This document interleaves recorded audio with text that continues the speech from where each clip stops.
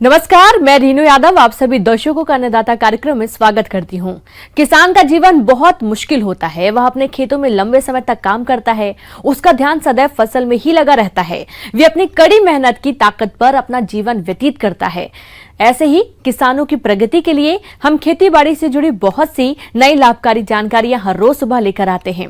तो चलिए कार्यक्रम शुरू करने से पहले देखते हैं क्या है आज के अन्नदाता में। अच्छे फलन हेतु अनार के बाग में खाद उर्वरक प्रबंधन। टमाटर की फसल को हानिकारक कीटों से बचाने के उपाय।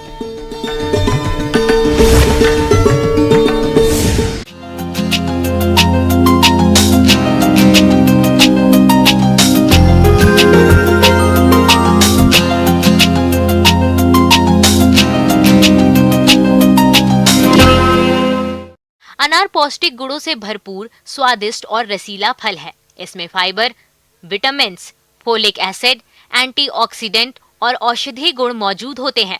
स्वास्थ्यवर्धक होने के कारण डॉक्टर्स भी बीमारियों और शरीर में खून की कमी होने पर अनार का सेवन करने की सलाह देते हैं, जिससे इसकी बाजार में मांग अधिक होती है और इसकी बागवानी करने वाले किसान मालामाल हो जाते हैं। तो जिन किसान भाइयों ने अनार की बागवानी कर रखी है, वे इससे आने वाले समय में अधिक फलों का उत्पादन लेने के लिए इसमें कौन कौन से खाद उर्वरक डालें, इस बारे में विस्तार से बता रहे हैं केवी के बानसूर के बागवानी विशेषज्ञ डॉक्टर प्रेमचंद्र गढ़वाल।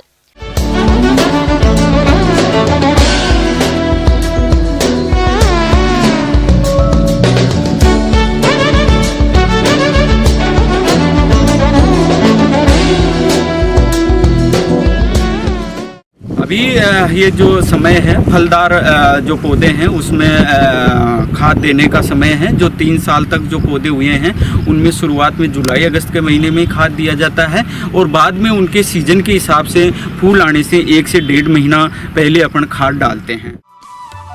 बागों में पौधों को स्वस्थ और अच्छी स्थिति में रखने के लिए यह आवश्यक है कि प्रतिवर्ष उचित मात्रा में खाद उर्वरक डाली जाए।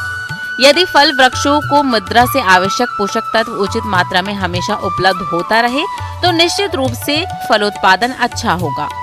बाग में पोषक तत्वों को जैविक खाद जैसे कंपोस्ट, गोबर की खाद, विभिन्न प्रकार की खलियों की खाद, केचुआ खाद इत्यादि तथा रासायनिक खाद जैसे नाइट्रोजन के लिए urea, superphosphate, muriate of potash के द्वारा देते हैं।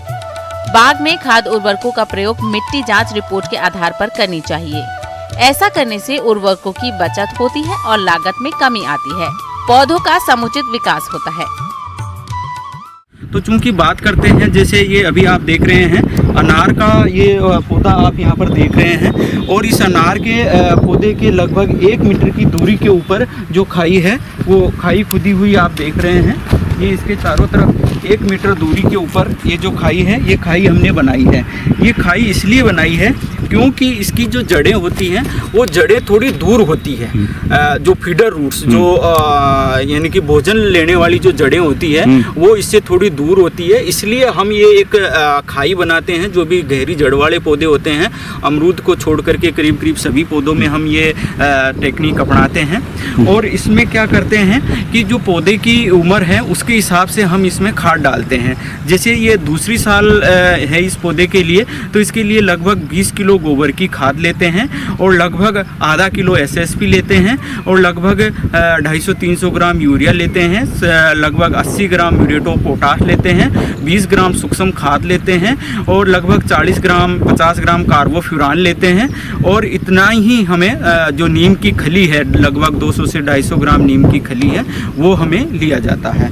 वो ये सारा का सारा मिश्रण लेकर के और इस खाई में हम भर देंगे और फिर इस खाई में ही हम पानी पिलाएंगे। तो इस तरीके से जो खाद है ये दिया जाता है। तीसरी साल क्या करेंगे कि यही जो खाद है इसको 3 गुना कर देंगे, चौथी साल इसी खाद को 4 गुना कर देंगे और 5वीं साल 5 गुना कर देंगे। लेकिन छठे साल में इसको 5 गुना ही रखेंगे, क्योंकि पौधे की जितनी बढ़वार 5 साल में होनी होती है उतनी हो जाती है। फिर अगर छठी साल में हम ज़रूरत से ज़्यादा खाद देते हैं तो पौधे में एक एक्स्ट्रा ओवर ग्रोथ हो जाती है। जैसा कि हम कई बार देखते हैं कि गुआर में या मेथी में ज़रूरत से ज़्यादा हम खाद दे देते हैं या स्पेशली यूरिया दे देते हैं तो उसकी बहुत ज़्यादा बढ़वार हो जाती है। उसी तरीके से ये जो फलदार पौधे होते हैं इनकी भी बढ़वार हो जाती है। तो इसको मेंटेन रखने के लिए हमारे को जितनी ज़रूरत है उतना ही खाद देना चाहिए। ये खाद देने के बाद में इसके 1 महीने के बाद में लगभग 20 ग्राम यूरिया हमारे को सिंचाई पानी के साथ में देना है। यानी कि अभी जुलाई का महीना है, अगस्त के महीने में हमारे को 20 ग्राम खाद देना है और 20 ग्राम खाद सितंबर के महीने में सिंचाई पानी के साथ में देना है। इस तरीके से हम इनमें खाद डालते हैं। तो ये अगर इतना तरीका हम अपना लेते हैं तो पौधे को काफ़ी सही तरीके से उसका पोषण मिलता है और पौधे का सर्वांगीण विकास होता है। सही तरीके से पौधा वृद्धि करता है, उसमें जो बढ़वार को लेकर के समस्याएं आती हैं वो नहीं आ पाती है और पौधा सुचारू रूप से चलता है। आज के समय में बागों में खाद एवं उर्वरकों के प्रयोग की कई विधियां हैं। इनमें खाद और उर्वरकों के मिश्रण को देना, थालों में देना, नाली बनाकर देना आदि प्रमुख हैं। इन विधियों के अतिरिक्त कुछ खास पोषक तत्वों को बागों में लगे पौधों पर घोल बनाकर छिड़काव किया जाता है, जिससे पौधों की बढ़वार अच्छी होती है और आगे चलकर भरपूर फलों का उत्पादन मिलता है। ये जो स्पेशली हर एक पौधे के लिए अलग अलग होता है, जैसा मैंने अभी आपको अनार को लेकर के बताया है, इसी तरीके से जो दूसरे फलदार पौधे होते हैं उनके लिए भी होता है। तरीका लगभग सभी में एक ही होता है। जो गहरी जड़ वाले जो फलदार पौधे होते हैं उसमें इसी तरीके से पौधे से लगभग 1 मीटर की दूरी के ऊपर 1 फीट चौड़ी और 1 फीट गहरी खाई बनाई जाती है। और जो बाकी में जैसे जो छिछली जड़ें होती है, जैसे अमरूद जो होता है उसमें हमारे को उसमें थावले में गुजाई करके हम 15 सेंटीमीटर तक गुजाई करके उसको खाद दे सकते हैं। वैसे हर एक पौधे के लिए खाद की मात्रा अलग अलग होती है। ये केवल अनार के लिए बताइए मैंने। धन्यवाद। किसान भाइयों, अभी तक आपने खेती से जुड़ी कुछ उपयोगी जानकारियां देखी हैं। अब लेते हैं एक छोटा सा ब्रेक, जल्द ही लौटेंगे। कार्यक्रम में आगे भी है खेती बाड़ी से जुड़ी बहुत सी महत्वपूर्ण जानकारियां, तो बने रहिए हमारे साथ।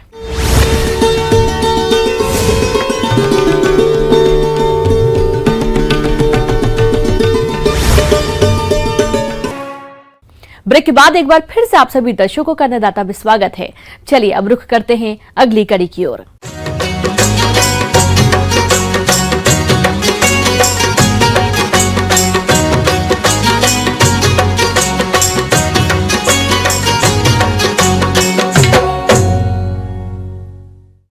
टमाटर की बाजार में मांग वर्ष भर बनी रहती है, जिससे इसकी खेती करने वाले किसान मालामाल हो जाते हैं। परंतु बदलते मौसम के कारण कभी कभी हानिकारक कीटों का प्रकोप अधिक होता है। ऐसे दशा में समय पर कीटों का नियंत्रण करना बेहद जरूरी हो जाता है। तो किसान टमाटर की फसल में हानिकारक कीटों की पहचान कैसे करें और समय रहते नियंत्रण के लिए कौन से उपायों को अपनाएं, इस बारे में जानकारी दे रहे हैं कृषि वैज्ञानिक डॉक्टर विनय कुमार।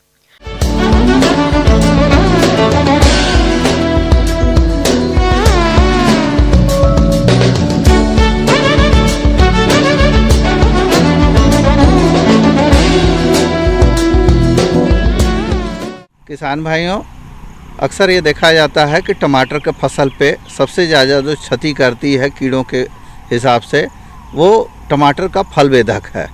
टमाटर का फल बेधक है वो 2 तरह का कीड़ा इसमें लगता है। दोनों का एक ही लक्षण, क्षति का लक्षण तो एक ही होता है, लेकिन कीड़े 2 प्रकार के होते हैं। एक तंबाकू की सुंडी होती है और एक कपास की सुंडी होती है। इनको पहचानने के लिए तो इसमें वो हरा हरा सा होता है कीड़ा, और ये फल के घुस जाता है, पूरा शरीर को नहीं घुसाता है, वो छेद करके उसमें घुसता है, खाता है और उसके बाद फिर निकल के दूसरे जगह चल जाता है। उसके बाद अगर तंबाकू की सुंडी है तो वो भी इसी तरह से करती है, और वो लंबा धारी उसमें 3 होता है, चितकबरा होता है और रेंगने वाला कीड़ा होता है। दोनों में सिर्फ रंग का ही अंतर होता है, बाद बाकी ऐसा ही आम दिखेगा आपको ये कीड़ा। क्षति का लक्षण दोनों का एक होता है। इसका जो अवस्था होता है 1 से 2 महीने का होता है, ये पूरा जीवन काल।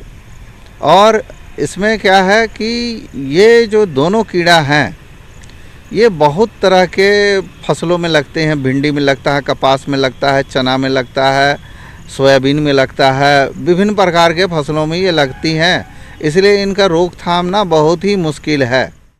टमाटर की फसल में चना फली छेदक और तंबाकू की सुंडी अधिक लगती हैं। इन सुंडियों के कारण पूरा का पूरा टमाटर खराब हो जाता है। किसान भाइयों, आपको बता दें कि जब यह कीट फल में घुस जाता है तो कोई दवा काम नहीं करती है। इसलिए आप उन सभी उपायों को अपनाएं जिससे सुंडी बनने से पहले ही यह कीट नियंत्रित हो जाए। तो इसके लिए किसान भाइयों को ये करना है, पहले तो अपने जो जहाँ पर टमाटर के पौधे लगाए हैं पूरा साफ़ सफाई का ध्यान रखें, खरपतवार निकाल दें। फिर किसान भाई क्या करें कि इसमें बहुत ही बढ़िया है प्रकाश प्रपंच लगाएं। प्रकाश प्रपंच लगाने से क्या होता है कि उसके वयस्क जो हैं फंस जाएंगे और उनसे नर फंस जाएंगे, मादा फंस जाएंगी, तो उससे फिर जो अंडे देने की प्रक्रिया है वो रुक जाएगा। और एक है प्रलोभन प्रपंच। इस प्रलोभन प्रपंच का जो है 5 प्रलोभन प्रपंच 1 एकड़ के लिए काफ़ी होता है। इसको लगाएं किसान भाई। उससे क्या होगा, ये दोनों कीड़ों के लिए अलग अलग मिलता है। इसका जो प्रलोभन है अलग अलग मिलता है। एक HA ल्यूर के नाम से आता है और एक SL ल्यूर के नाम से आता है। तो दोनों ही लगाएं, कोई दिक्कत नहीं है, 5 लगा दें। और उसके बाद जब पहचान हो जाए तो उसमें वो जो उसके वयस्क हैं वो फंस जाएंगे। तो क्या होगा कि नर फंसेंगे, इसमें जो प्रलोभन प्रपंच है उसमें नर फंसेंगे, जिससे कि मादा के साथ मिलन नहीं होगा। और मादा के साथ मिलन नहीं होगा तो वो क्या करेंगे कि उसमें अंडे नहीं दे पाएंगी और शिशु नहीं निकलेंगे। और जहाँ उपलब्ध हो वहाँ ट्राइकोग्रामा किलोनिस 1 लाख अंडे प्रति सप्ताह 20 दिनों के बाद 20 से 28 दिनों के बाद, पौधा लगाने के 28 दिनों के बाद प्रति सप्ताह 4 सप्ताह तक लगाएंगे तो इस कीड़े से बचाव हो जाएगा। दूसरा क्या है कि प्रत्येक 16 लाइन के बाद, प्रत्येक 16 पंक्ति के बाद एक जो गेंदा का फूल है 20 दिन पुराना गेंदा का पौधा को लगा दें उसमें। और इससे मतलब जो टमाटर का पौधा होगा उससे पुराना होना चाहिए और उससे पहले लगना चाहिए, जिससे हमारा मकसद ये है कि टमाटर के पौधे से ये बड़ा हो जाए गेंदे का पौधा। और उस पर ऐसा देखा गया है कि कीड़े उसमें आकर्षित होते हैं और उसके ऊपर लग जाते हैं, तो जो मुख्य फसल है टमाटर वो बच जाता है। दूसरा HANPV और SLNPV नाम का दवा है, इसका छिड़काव किसान भाई करेंगे तो बचाव हो जाएगा। और उसके बाद जो गेंदे का पौधा है उस पर भी SLNPV और HANPV का छिड़काव करेंगे सप्ताह के अंतराल पर, तो कीड़ों से बचाव हो जाएगा। और ये बहुत सुरक्षात्मक उपाय है। नहीं हो तो कुछ और भी दवा है, लेकिन उनका प्रयोग बहुत हितकर नहीं होता है स्वास्थ्य के दृष्टिकोण से। अगर आपको कीटनाशकों का छिड़काव करना ही पड़ जाए तो जो भी आप कीटनाशक लें पीला लेबल वाला लें। ऐसे कीटनाशकों का असर फसल पर 5 से 6 दिनों तक ही रहता है। ऐसे में आप छिड़काव के 7 से 8 दिन बाद सब्जियों की तुड़ाई कर सकते हैं। ऐसे कीटनाशकों में आप प्रोफेनोफास दवा की 300 मिलीलीटर मात्रा प्रति एकड़ की दर से छिड़काव करें। आगे और भी खेती बाड़ी से जुड़ी बहुत सी रोचक जानकारियां, पर यहाँ पर रुकेंगे एक और छोटे से ब्रेक के लिए। जल्द हाजिर होते हैं। ब्रेक के बाद एक बार फिर से आप सभी दर्शकों का अन्नदाता कार्यक्रम में स्वागत है। बढ़ते हैं अगली प्रस्तुति की ओर।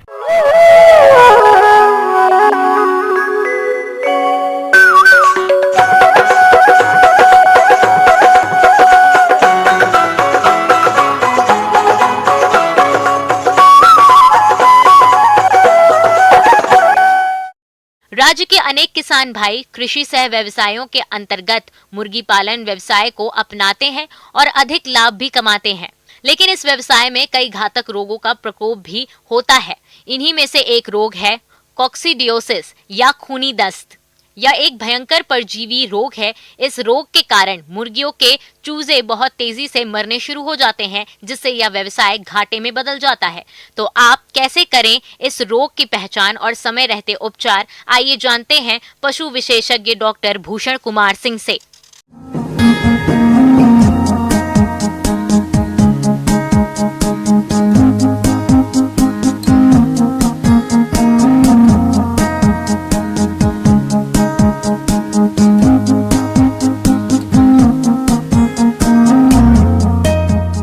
नमस्कार किसान भाइयों, आज हम मुर्गी पालन व्यवसाय से जुड़े हुए हमारे किसान भाइयों के लिए जानकारी लाए हैं जो कि बहुत ही महत्वपूर्ण है।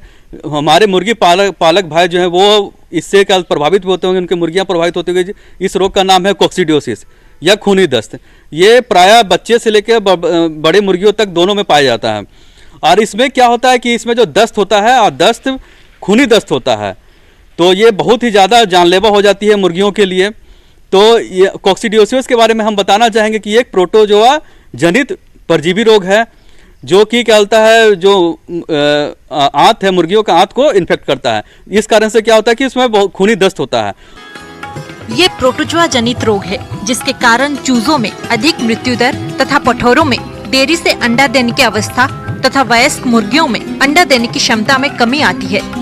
और इसके लक्षण में जो है मुख्यतः जो लक्षण है उसमें है कि खूनी दस्त का पाया जाना, उसके अलावा जो क्लोएका का रीजन है वो रीजन में स्वेलिंग हो जाता है, सूजन आ जाता है, उसका धब्बे भी दिख सकते हैं उस रीजन में। और मुर्गियों का अंडे के आकार में या अंडे देने की क्षमता में कमी आ जाती है, अंडे के आकार में भी परिवर्तन आता है। और इसके वाला इसमें सिर का भी आकार देखा जाता है कि सिर का आकार भी छोटा हो जाता है। तो इस प्रकार से ये लक्षण को पहचान के मुर्गी पालक भाई ये समझ सकते हैं कि उनके मुर्गियों को कोक्सीडियोसिस या खूनी दस्त हो चुका है। तो ये जरूरी है कि मुर्गी पालक भाई जो है वो अपने फार्म में जो साफ सफाई और हाइजीन है वो उसको जरूर से जरूर मेंटेन करें, क्योंकि ये जो कोक्सीडियोसिस है ये बहुत ही जानलेवा हो जाती है। इसमें मृत्यु दर करीब 40 से 80% तक, कभी कभी 100% तक भी हो सकती है। और इसमें जो मृत्यु होने का मेन कारण बनता है निर्जलीकरण, माने कि इलेक्ट्रोलाइट का कमी हो जाने के कारण, क्योंकि डायरिया होने के कारण मुर्गियों में इलेक्ट्रोलाइट की कमी हो जाती है जो कि इसके मृत्यु का कारण बनती है। रोकथाम: डीप लिटर पद्धति से बिछावन को सदैव सूखा रखें। यदि बिछावन गीला हो जाए तो उसे तुरंत हटा दें। बिछावन को सप्ताह में 2 बार अवश्य पलटी दें। बाह्य परजीवियों को नियंत्रित रखें। कोक्सीडियोसिस रोग की जानकारी मिलने पर तुरंत पशु चिकित्सक की सलाह से उपचार करें। तो इसके रोकथाम के लिए मुर्गी पालक जो भाई हैं वो ये कर सकते हैं कि शुरू से ही खाने में क्या होता है वो कोक्सीडियोस्टेट कुछ है जो उसका मिश्रण का उपयोग कर सकते हैं। बाजार में उपलब्ध कोक्सीडियोस्टेट है वो उसका उपयोग करके कर सकते हैं। इसके अलावा कि कुछ कंपनियों की जो दाना मिश्रण आ रहा है उसमें कोक्सीडियोस्टेट पहले से मिला रहता है, तो उसके बारे में भी बाजार में जानकारी लेकर उस दाने का प्रयोग कर सकते हैं। या कोक्सीडियोस्टेट अलग से अपने दाने में 1 से 2% मिलाकर वो मुर्गियों को खिलाने से इससे मुर्गियों को कोक्सीडियोस्टेट से बचाया जा सकता है। जो क्या होता है मुर्गियों का जो आवास का जो फर्श है, जो कुन्नी जो होता है उसको निरंतर अंतराल पर बदलते रहना चाहिए, जिससे कि अगर पुराना इन्फेक्शन है तो वो खत्म हो जाए। तो ये सब सावधानियों का ध्यान रख के मुर्गी पालक भाई अपने मुर्गियों को कोक्सीडियोसिस और खूनी दस्त से बचा सकते हैं और अपने मुर्गी पालन व्यवसाय से अधिक मुनाफा कमा सकते हैं। धन्यवाद।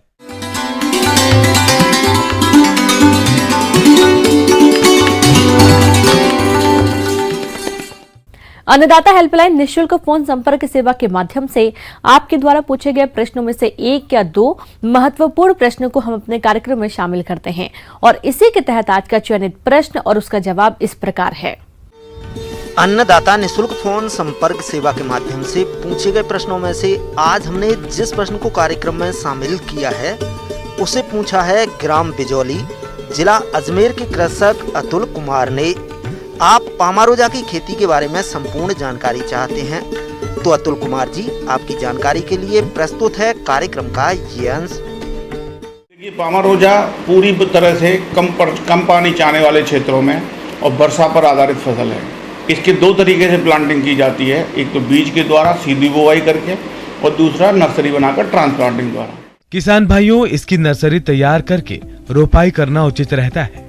लेकिन यदि इस समय इसकी खेती करना चाहते हैं तो इस समय नर्सरी में बीज बुआई करके रोपाई करने में काफी देरी होगी।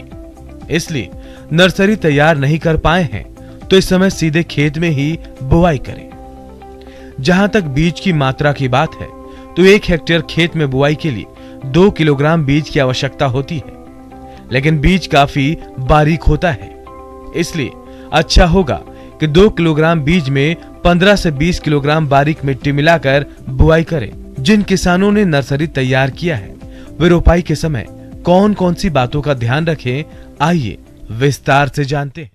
तो मैं थोड़ा सा और पहले का बता दूं कि नर्सरी अगर पामारोजा की डाली है जो कि मई के महीने में पड़ती है, तो थोड़ा सा ध्यान रखने की बात ये ध्यान रखिएगा कि नर्सरी के समय पामारोजा में क्योंकि बीड भी उसी प्रकार का निकलता है और पौधा 3 से 4 दिन में बाहर आ जाता है, तो आप एक कन्फ्यूजन मत रखिएगा कि इसमें ये पौधा है कि खरपतवार है।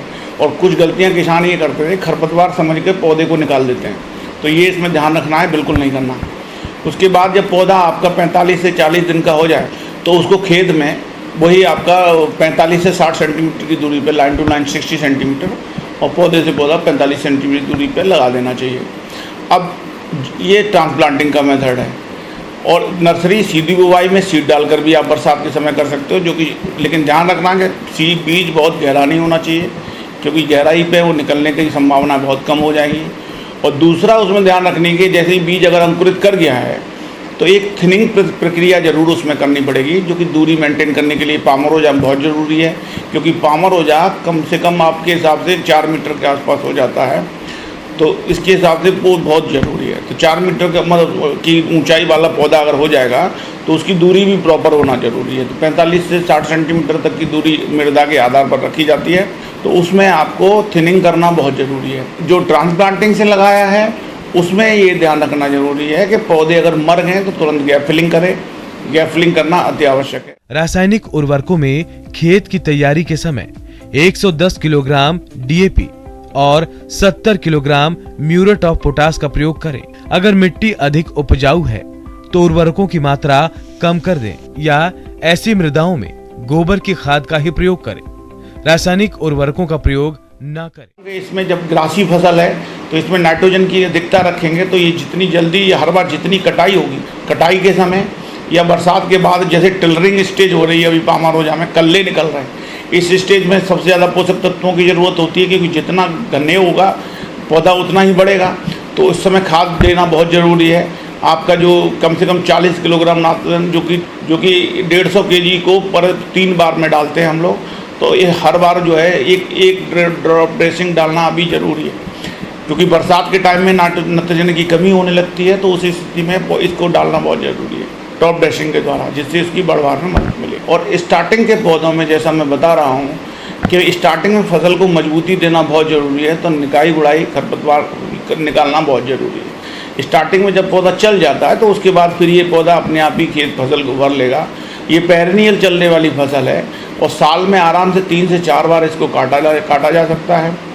मोस्टली तो ये फसल नहीं मरती है, लेकिन असिंचित क्षेत्रों में जहाँ पानी कम होता है वहाँ इस फसल की थोड़ी सी मरने की संभावना रहती है।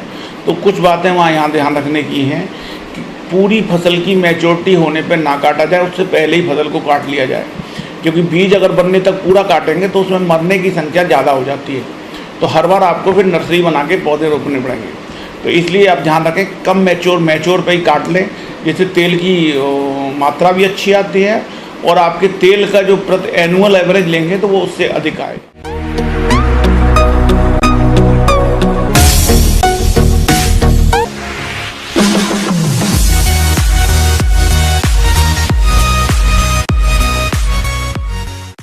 आइए अब एक नजर डालते हैं राज्य के कुछ चुने हुए मंडियों के प्रमुख फसलों के बाजार भाव पर।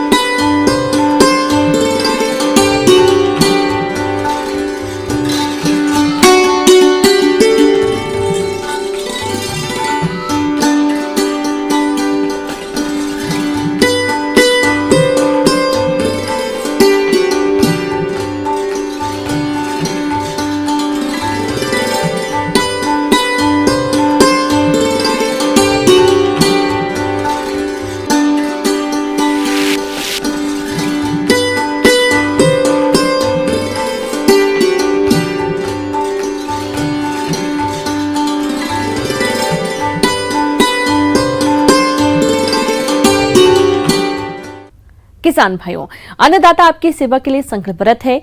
कृषि संबंधित समस्या एवं सुझावों के लिए आप हमें इस पते पर संपर्क कर सकते हैं। प्रोड्यूसर अन्नदाता news 18 Rajasthan, Ramoji film city Hyderabad 501512। साथ ही आप हमें ईमेल भी कर सकते हैं। हमारा ईमेल है p18annadatarajasthan@nw18.com। और इसके अतिरिक्त आप हमें निःशुल्क हेल्पलाइन नंबर 180041922155 पर सोमवार से शनिवार सुबह 10 से शाम 4 बजे के बीच संपर्क कर सकते हैं। किसान भाइयों, अब समय हो रहा है आपसे विदा लेने का, तो हमारी अन्नदाता टीम को दीजिए इजाजत। कल फिर आपसे मुलाकात होगी कृषि संबंधित कुछ और महत्वपूर्ण जानकारियों के साथ। नमस्कार।